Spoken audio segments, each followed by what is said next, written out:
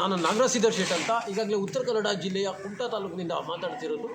ವಿಷಯ ಏನಂದರೆ, ಈಗಾಗಲೇ ನಾವು ಏನು ಪ್ರತಿಯೊಬ್ಬರು ಏನು ಮಾಡ್ತಾ ಇರೋದು ಕೇಳಿದ್ರೆ, ಹೋಮ ಹವನಗಳು ಎಲ್ಲ ಮಾಡ್ತಾರೆ. ಯಾಕಂತ ಕೇಳಿದ್ರೆ, ಯಾರ್ದೋ ಒಂದು ಮನೆ ಹಾಳು ಮಾಡೋದಿದ್ರೆ ಹೇಳ್ಬೋದು, ವಾಮಾಚಾರಗಿಳಿಯುವಂಥದ್ದು ಅಂಥದ್ದೆಲ್ಲ ಈಗಾಗಲೇ ಈಗಿನ ಕಾಲದಲ್ಲಿ ನಡೆಯುವಂಗಿದ್ರೆ ಅಂತಹ ಮಹಾಭಾರತಗಳು ಮತ್ತು ರಾಮಾಯಣ ಯುದ್ಧಗಳೇ ನಡೀತಾ ಇರಲಿಲ್ಲ. ಯಾಕಂದರೆ ಅವರು ಹೋಮ ಹಾಕ್ಬಿಟ್ಟು ವಾಮಾಚಾರ ಮಾಡೇ ಯುದ್ಧ ಗೆಲ್ತಿದ್ರು.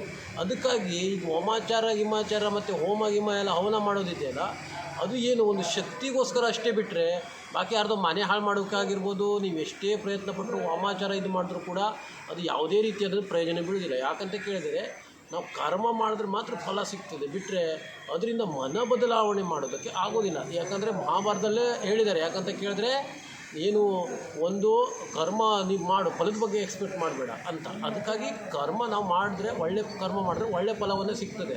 ಬಿಟ್ಟರೆ ಈಗಾಗಲೇ ಕೆಲವೊಂದು ಜನ ಏನು ಮಾಡ್ತಾರೆ, ಯಾರ್ದೋ ಒಂದು ಮನೆ ಹಾಳಬೇಕು ಅಂದರೆ ಅಲ್ಲಿ ವಾಮಾಚಾರ ಮಾಡುವಂಥದ್ದು ಮತ್ತೇನಂದ್ರೆ ಇದು ಅದರಿಂದ ನಡೆಯುವಂಥ ಬಿಟ್ಟರೆ ದೊಡ್ಡ ದೊಡ್ಡ ಯುದ್ಧಗಳು ನಡೀತಾನೇ ಇರಲಿಲ್ಲ ಈಗಿನ ಕಾಲದಲ್ಲಿ. ಯಾಕಂದರೆ ಮತ್ತೇನಂತ ಕೇಳಿದ್ರೆ, ಹೋಮ ಹವನಗಳು ಮಾಡಿ ಮತ್ತೇನೋ ಅಂದರೆ ಯಾರೋ ಒಬ್ಬ ಡ್ರಿಂಕ್ಸ್ ಮಾಡ್ತಾರೆ, ಎಣ್ಣೆ ಕುಡಿತಾರೆ, ಅವನಿಂದ ಏನೋ ಒಂದು ನಾವು ಏನು ವಾಮಾಚಾರಗಳು ಹೋಮ ಹವನಗಳು ಮಾಡಿದ್ರೆ ಗುಣ ಆಗ್ತದಂತ ಬಿಟ್ಟರೆ ಅದು ಈ ಊರ ಮೇಲೆಲ್ಲ ಯಾರೂ ಹೆಂಡೆ ಕುಡಿದ್ರೆ ಇರೋದಿಲ್ಲಾಗಿತ್ತು. ಅದಕ್ಕಾಗಿ ಇದೆಲ್ಲ ನಾವು ಏನಾಗ್ತದೆ ಕೇಳಿದ್ರೆ ಪೊಲೀಸ್ ಸ್ಟೇಷನ್ನೇ ಇರೋದಿಲ್ಲಾಗಿತ್ತು. ಅದಕ್ಕಾಗಿ ಹೋಮ ಹವನ ವಾಮಾಚಾರದಿಂದ ಯಾರ ಮನೆಯೂ ಹಾಳು ಮಾಡೋಕ್ಕಾಗಲ್ಲ, ಯಾರು ಇದನ್ನು ಮಾಡೋಕ್ಕಾಗಲ್ಲ. ಯಾಕಂತ ಕೇಳಿದ್ರೆ, ನಾವು ಪರಿಶ್ರಮ ಪಟ್ಟರೆ ಶತ್ರುವಿಗೆ, ಯಾಕಂದರೆ ರಾಕ್ಷಸರಿಗೂ ಕೂಡ ದೇವ್ರ ಶಕ್ತಿಯನ್ನು ಕೊಟ್ಟಿದ್ದ, ಅವರಿಗೂ ಕೂಡ ಶಕ್ತಿಯನ್ನು ಸಿಕ್ಕಿತ್ತು. ದೇವತೆಗಳಿಗೂ ಇತ್ತು, ರಾಕ್ಷಸರಿಗೂ ಇತ್ತು. ಆದರೆ ದೇವತೆಗಳು ದೊಡ್ಡ ದೇವರೆಲ್ಲ ಅದನ್ನು ಸದುಪಯೋಗ ಪಡಿಸ್ಕೊಂಡ್ರು, ಇದನ್ನು ದುರುಪಯೋಗ ಪಡಿಸ್ಕೊಂಡ್ರು. ಯಾಕಂದರೆ ನ್ಯಾಯದ ಪರ ಹೋರಾಟ ಮಾಡಿರೋದೇ ಅದೇ ಅಸ್ತ್ರಗಳು, ಅಧರ್ಮದ ಪರ ಹೋರಾಟ ಮಾಡಿರೋದೇ ಅದೇ ಅಸ್ತ್ರಗಳು. ಅದರ ಆ ಒಂದು ನಿಟ್ಟಿನಲ್ಲಿ ಹೇಳ್ತಾ ಇದ್ದೀನಿ.